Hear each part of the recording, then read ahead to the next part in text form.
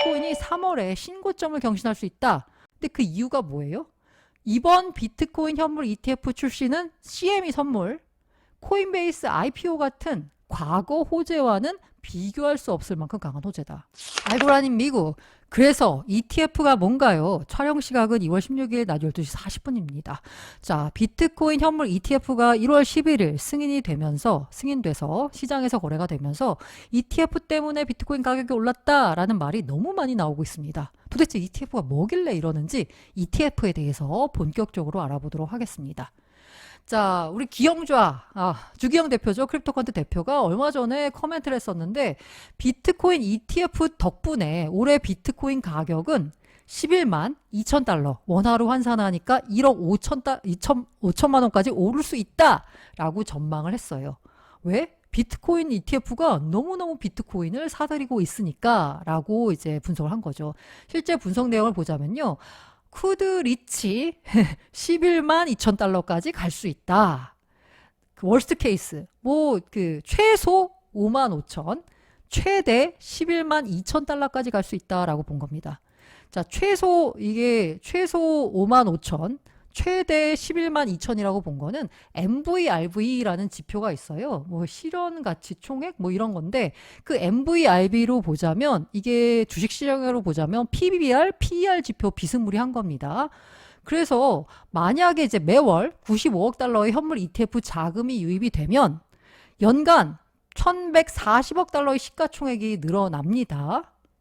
GBTC 유출을 감안해도 760억 달러가 상승하면 시가총액이 4,510억 달러에서 5,270억에서 5,650억 달러로 오를 수가 있죠.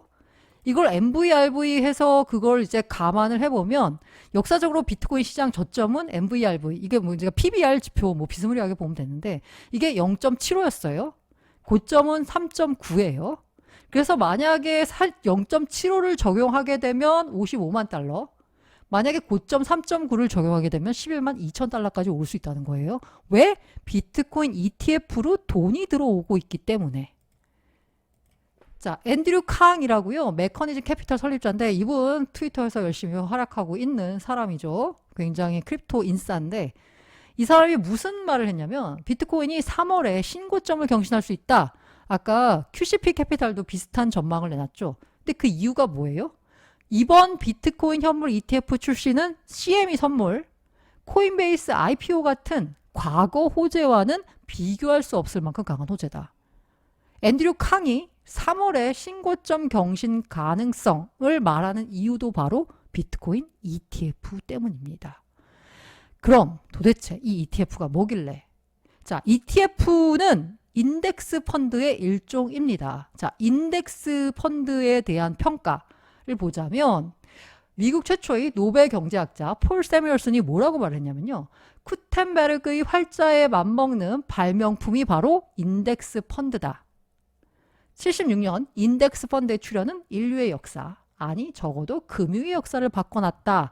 라고 요 트릴리언즈 요기 이 책에서 말을 했습니다. 폴 세뮤얼슨이 이렇게 평가할 정도로 인덱스 펀드를 평가했어요. 그 가운데 인덱스 펀드의 꽃은 바로 ETF입니다. 자, ETF에 대해서는요, 이런 말들이 나옵니다. 21세기 최고의 금융상품, 투자 세계의 민주주의를 구현한 상품, 금융 투자를 민주화한 혁신적인 발명품, 이런 말이 나올 정도입니다. ETF에 대해서는요. 제가 최근에 아크인베스트에서 메일을 하나 받았습니다. 제가 메일링을 등록을 해놨거든요. 근데 거기서 제목이 너무 재밌어서 갖고 와봤는데요. 벤처 캐피털 민주화를 위한 다음 단계입니다. 사실 VC들이 투자를 하는 거, 스타트업 투자하는 거는 VC들만 하는 거죠. 돈이 있는 VC들. 우리 일반 투자자들은 VC처럼 투자를 할 수 없어요. 그런데 아크가 22년 9월에 아크 벤처 펀드라는 걸 출범했어요. ETF입니다. 장벽을 허물고 공인 및 비공인 투자자도 모두에게 매력적인 사무자산 클래스에 대한 접근성을 제공한다라고 했어요. 자, VC 투자하려면 돈이 많아야 되는데 최소 투자 요건 500달러로 낮추고 모든 사람들이 더 쉽게 접근할 수 있도록 아크 벤처 펀드를 출범했는데요. 이걸 어떻게 했냐? 네, 이번에 소파이, 그러니까 이게 뭐예요? 우리 치자면 네이버에서 벤처 펀드를 파는 겁니다. 이게 어떻게 된 거예요? ETF를 통해서 가능해졌습니다. 사실 아크인베스트가 그 돈나무 언니가 캐시우드가 아크를 만든 이유가 뭐냐면 본인이 헤지펀드에서 일을 할 때 아니 돈 많은 사람들만 이렇게 헤지펀드를 통해 가지고 뭔가 투자를 하는 게 아니라 모든 사람들이 다 공평하게 금융 투자의 민주화를 위해서 본인이 액티브 ETF 운용사를 만든 거거든요.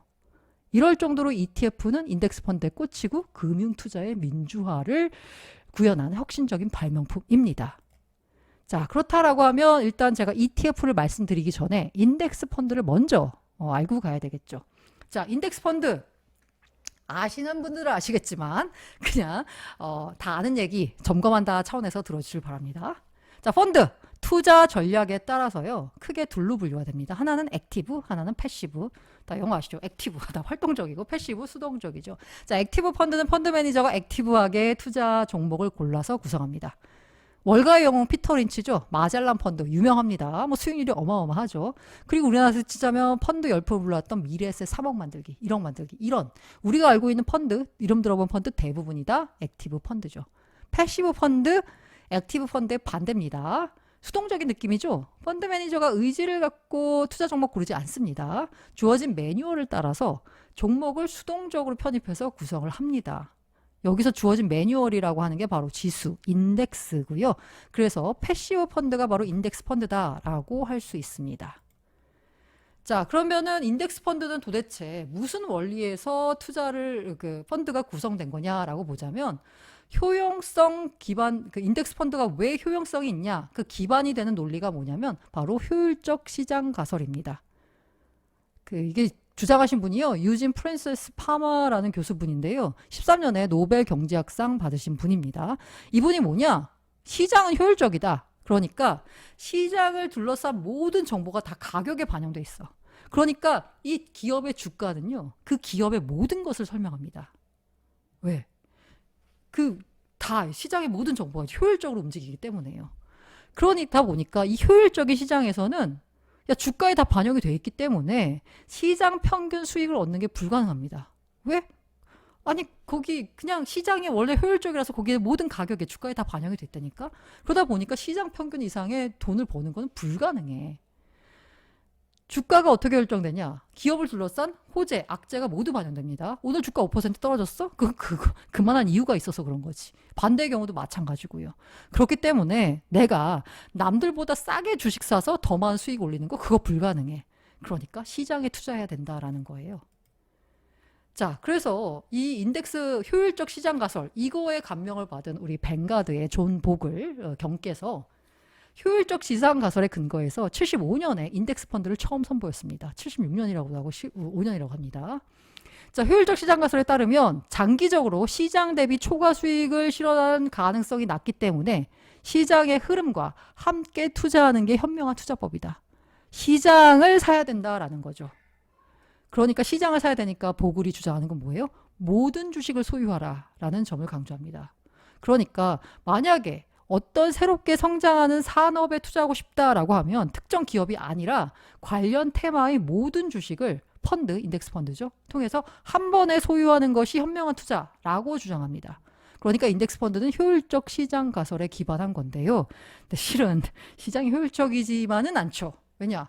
만약에 시장이 효율적이라서 시장만큼 더 먹을 수가 없다라고 하면 그 워런 버핏 같은 사람의 존재를 설명할 수가 없죠. 이분은 항상 시장보다 잘해왔던 분이잖아요.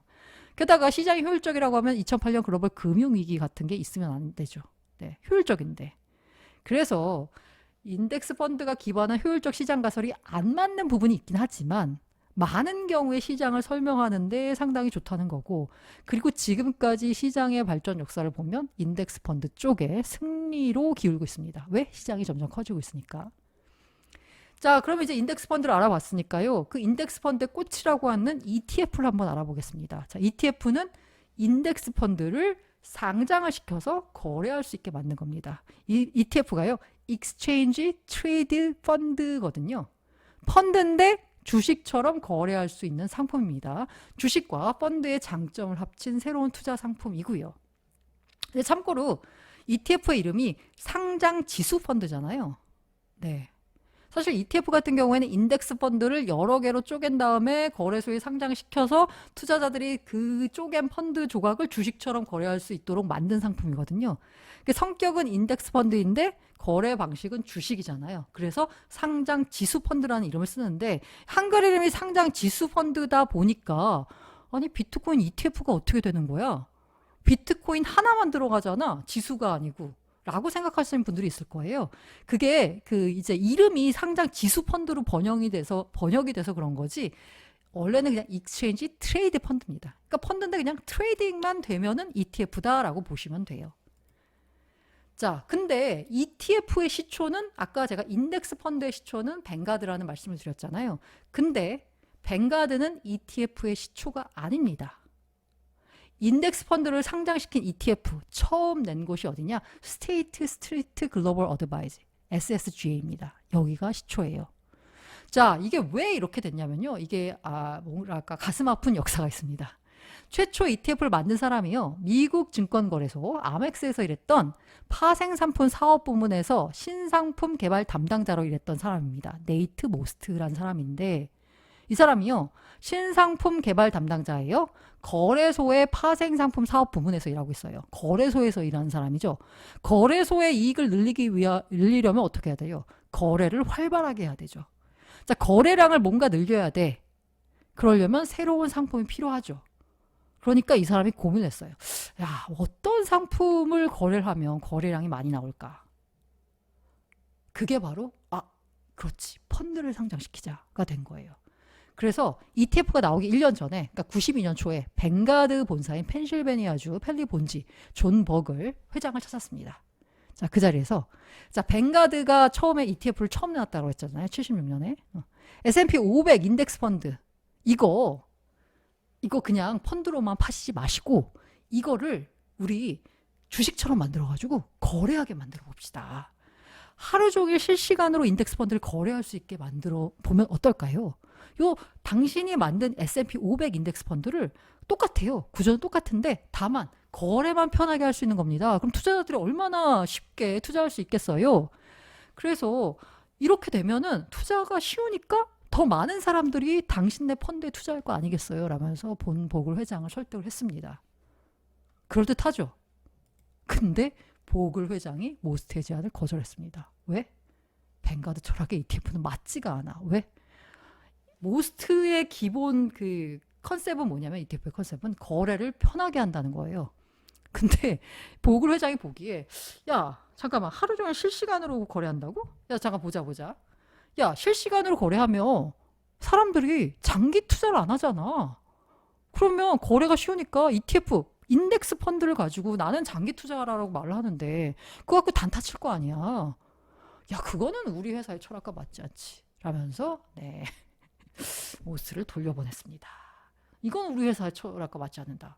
인덱스 펀드는 투자자들에게 싼 값에 장기로 투자할 수 있는 수단을 마련해 주는 건데 네가 만든 ETF는 말이야 사람들의 단타를 부추기잖아 라는 거였어요. 그래서 거절을 했는데요. 근데 지금 시장을 보면 아시겠지만 뱅가드 역시 ETF의 두 번째 플레이어고요. 그리고 시장 자체가 인덱스 펀드 시장 자체가 ETF 중심으로 바뀌고 있습니다.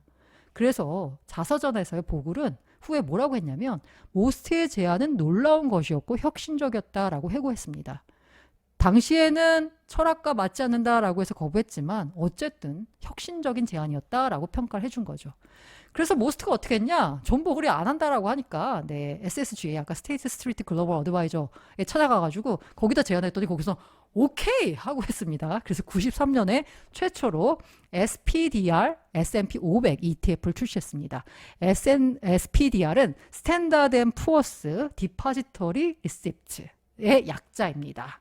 예탁 증서죠. S&P 예탁 증서. 요걸로 해가지고 이제 만들어서 ETF를 상장을 시켰고요. 그리고 유럽에서는요, 이건 이제 미국 얘기고, 영국계 투자은행 바클레이즈 은행이 자회사 바클레이즈 글로벌 인베스터스가 96년에요. 아이쉐어즈 MSCI 인덱스 펀드 지수로 개명한 WEBS, 월드 에쿼티 벤치마크 쉐어. 그러니까 MSCI가 전 세계를 커버하는 거죠. 아까 존버글이나 저기 뱅가드나 SSGA는 S&P 500인데 요거는 이제 MSCI 전 세계를 커버한 지수를 만들고 그에 대한 ETF를 내놓은 거예요. 처음에는 WEBS였는데 이게 이제 iShares MSCI 인덱스 펀드로 이름을 바꿨습니다. 그게 이제 96년이고요. 2000년에 바클레이즈 글로벌 인베스터스가 이 ETF 시장에 전력을 다합니다. 그러면서 후발주자였긴 했지만 전력을 다하면서 iShares가 약진을 하면서요. 이 회사가 ETF의 독보적인 운용사가 됩니다. 그리고 2005년에서야 뱅가드 그룹 역시 ETF 시장에 진입을 합니다. 그리고 2008년에 엄청난 일이 일어났어요.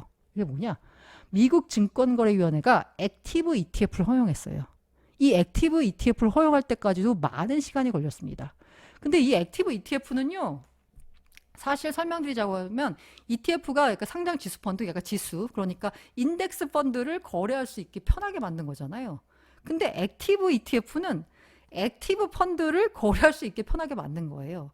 지수를 따라가는 게 아니라 이른바 캐시우드를 보자면 아크 인베스트가 뭐 예를 들어서 아크 이노베이션 ETF를 만들어 치면 그 자기들이 혁신이라고 생각하는 종목 10개를 가지고 펀드를 만든 다음에 그걸 이제 ETF화 하는 거예요.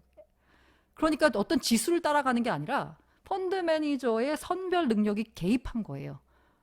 그러니까 기존에 있었던 인덱스 펀드, 패시브 펀드를 ETF로 만든 것과는 다른 새로운 관점의 ETF잖아요. 그러다 보니까 증권거래위원회 SEC가 액티브 ETF 허용이 신청을 했지만 굉장히 허용까지는 시간이 많이 걸렸습니다. 비트코인 ETF와 마찬가지로. 이게 왜냐하면 투자자들한테 조금 뭔가 손해를 끼칠 수 있는 거 아닌가 우려했기 때문인데 뭐 결과적으로 보자면 액티브 ETF를 2008년에 허용이 됐고 이제는 액티브 펀드 시장도 다 ETF로 전환이 되고 있는 상황입니다. 자, 제가 블랙락이 비트코인 ETF 핵심이라고 말씀드렸잖아요. 그런데 지금까지 블랙락 이름이 등장을 하지 않았습니다. 블랙락 이름은 언제 등장을 할까? ETF 시장 자체의 성장과 블랙락의 활약은 다음 시간에 전해드리도록 하겠습니다.